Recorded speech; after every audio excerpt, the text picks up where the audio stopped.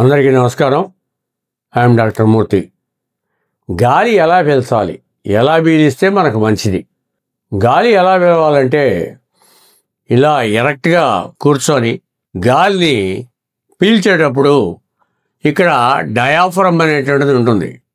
అంటే lower అబ్డామిన్ని upper అబ్డామిన్ని separate చేసేటువంటి మజిల్ని diaphragm అంటారు. ఈ డయాఫ్రమ్కి ప్రెజరైజ్ చేస్తూ ఉండాలి మనం పీల్చినటువంటి గాలి.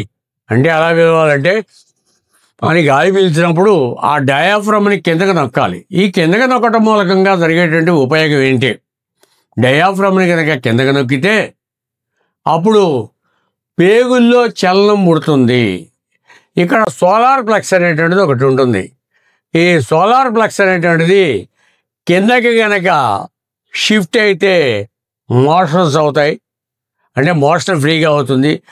బాగా కనుక షిఫ్ట్ అయితే కిందకి డయేరియా వస్తుంది. అలాగే పైకి కనుక సోలార్ ప్లెక్స్ షిఫ్ట్ అయితే మోషన్ ఫ్రీగా కాదు.